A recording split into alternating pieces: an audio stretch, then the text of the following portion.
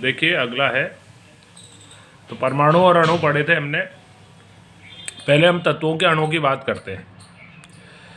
देखिए किसी तत्व के अणु में एक ही प्रकार के परमाणु होते हैं। कुछ तत्व जैसे ऑर्गन है Ar, हीलियम है He, नियोन है Ne आदि के अणु में इनका एक परमाणु ही होता है, यानी एक परमाणु से बने होते हैं, इसलिए इन्हें एक परमाणविक अणु भी कहते हैं। इसी प्रकार O2, N2, H2, oxygen, nitrogen, hydrogen, इनके अणु में दो परमाणुओं से मिलकर बनते हैं, इसलिए इनको द्विपरमाणुक अणु कहते हैं।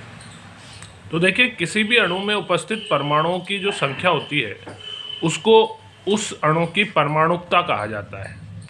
तो जैसे ऑर्गन हीलियम ये एक परमाणुक है, O2, H2, N2 ये द्विपरमाणुक है, ओजोन गैस O3 ये त्रिपरमाणुक है, P4 फास्फोरस ये चतुपरमाणु है, चतुफोर 4, S8 सल्फर ये बहुपरमाणुक है ना, ठीक है ना, 8 परमाणु है, ये बहुपरमाणु को कह सकते हैं।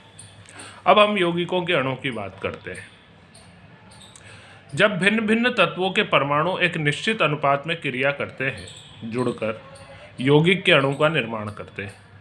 इसमें तत्वों के द्रव्यमानों का अनुपात और संख्या का अनुपात निश्चित रहता है। जैसे जल है, जल का अणु सूत्र H2O जिसमें दो परमाणु हाइड्रोजन के और एक परमाणु ऑक्सीजन का, ये तो संख्या का अनुपात, और द्रव्यमान के हिसाब से इनका अनुपात आता है 1:8, हमेशा इसी अनुपात में ये रहते हैं, है ना।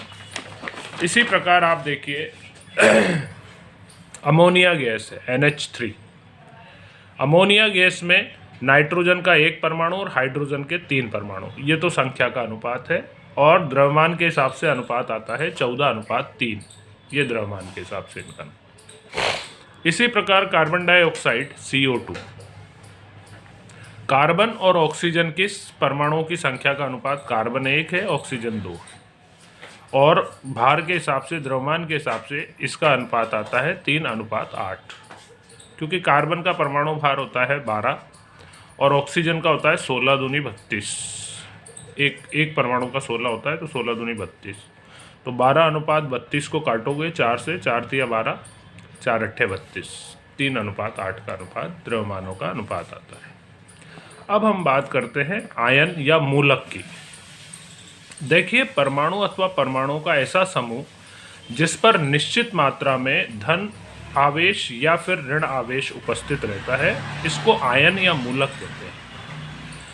एक परमाणु वाले आयन को सरल परमाणु, जबकि 2 या 2 से अधिक परमाणुओं के समूह वाले जो आयन होते हैं वो बहुपरमाणुक आयन कहलाते हैं। जैसे एक परमाणुक आयन जो कि सरल आयन भी कह सकते हो आप, Na sodium plus, K plus, plus का मतलब +1, O-2, Cl-1, Ca कैल्शियम +2 आदि, ये एक परमाणु वाले।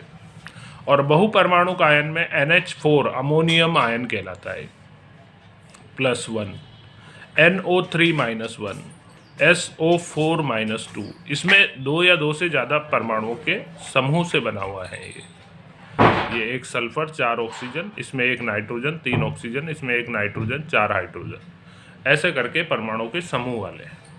अब हम बात करते हैं आयनों की संयोजकता की। देखिए किसी भी तत्व की संयोजन शक्ति को उस तत्व की संयोजकता कहते हैं।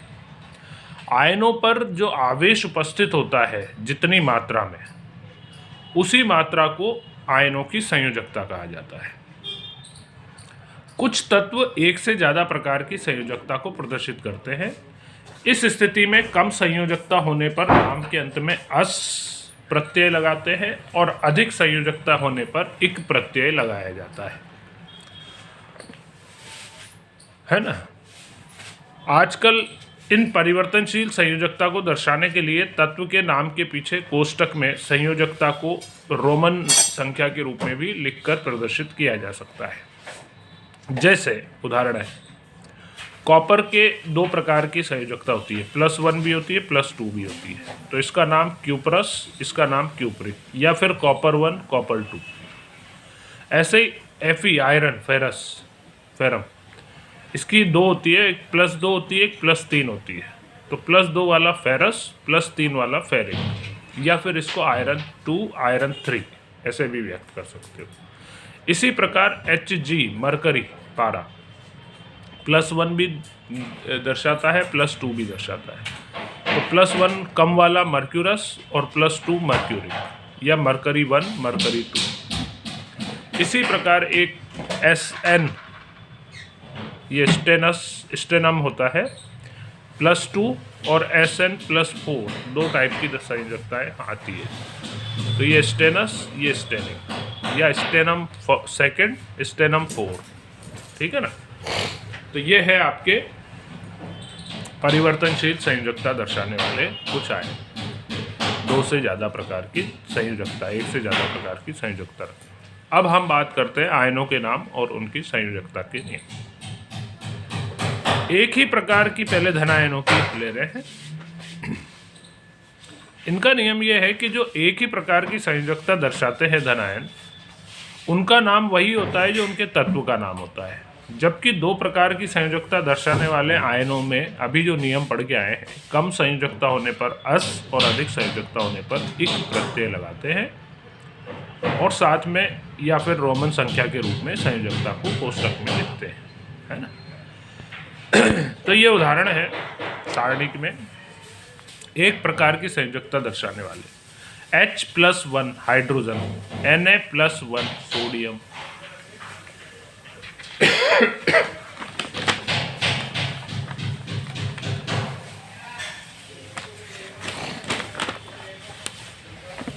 K+1 potassium, Ag+1 silver, NH4+1 ammonium, Mg+2 magnesium, Ca+2 calcium, Zn+2 zinc, Al+3 aluminium, Cr+3 chromium, C+4 carbon. ये एक प्रकार की संयोजकता दर्शाने वाले है ना।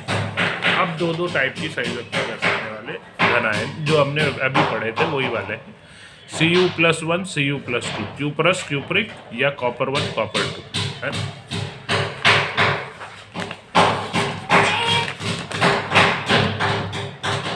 Fe2 Fe+3 फेरस, ये फेरिक या फिर आयरन 2 आयरन 3।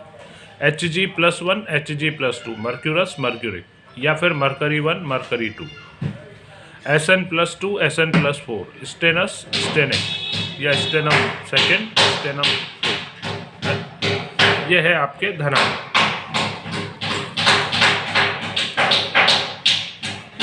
अगली क्लास में आपके ऋण आयनों के नाम की पद्धति भी पढ़ेंगे अपन। इनको आप याद करके रखें। चक्कर स्टार्ट तो किया ही,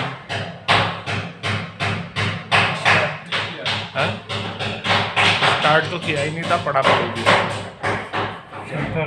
चल रहा है और वो सब बोल भी दिया मैंने।